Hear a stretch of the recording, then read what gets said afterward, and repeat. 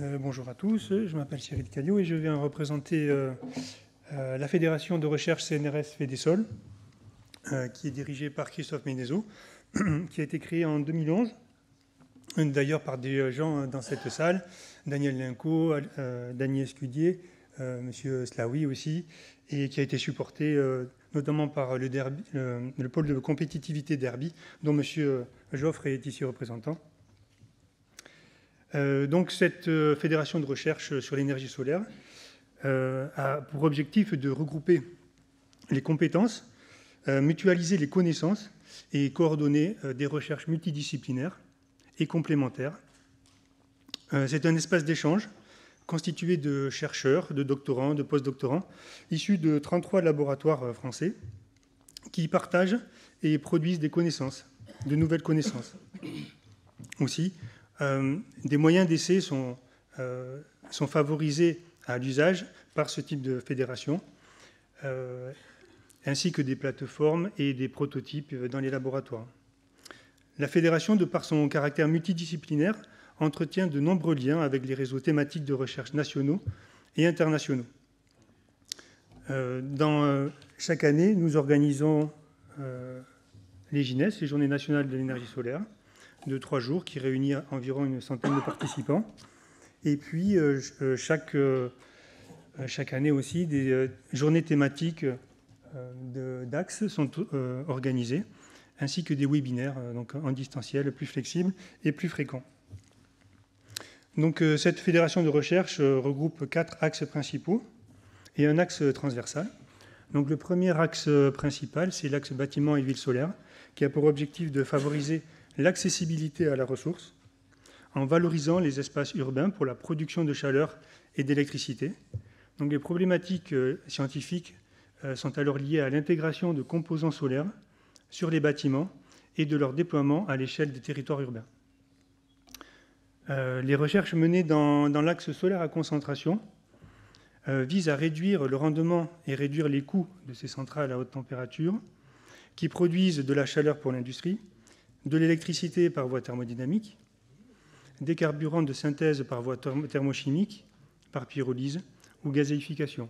Une des plateformes phares de cet axe, c'est la plateforme du laboratoire Promesse au four solaire d'Odéo, qui a de nombreuses paraboles, dont le four solaire de 1 MW.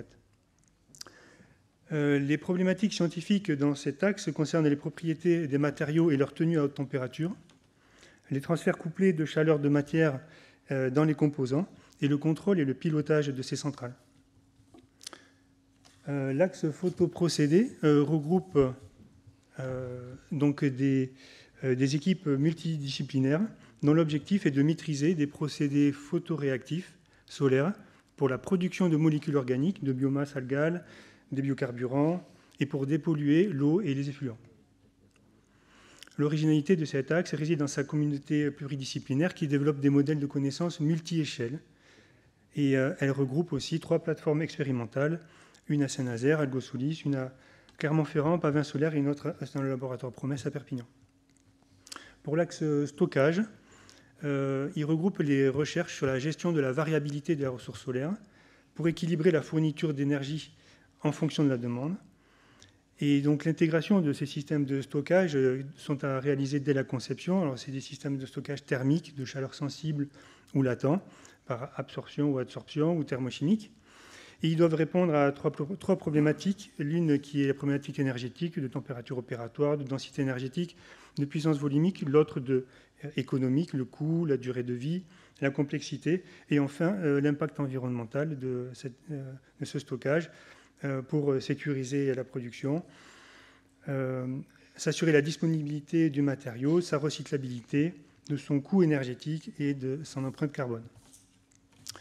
Voilà, il y a aussi un axe transversal en fait, qui évolue au cours du temps, qui regroupe des compétences et des connaissances au niveau de tous les axes principaux. Et donc ceux qui ont été identifiés et travaillés, c'est principalement la modélisation de la ressource solaire, ainsi que la valorisation de la ressource par des méthodologies d'intégration des différents procédés qui font appel notamment à l'intelligence artificielle Et ensuite, les analyses de cycle de vie qui sont transversaux à tous les axes principaux. Voilà. Et donc, je voudrais juste vous faire part d'une nouvelle évolution que l'on ressent dans la communauté de chercheurs, notamment à travers l'analyse de cycle de vie. Maintenant, des thématiques telles que les low-tech commencent à arriver en phase de recherche. Et voilà. Donc, c'est une petite nouveauté. Voilà. Je vous remercie de votre attention.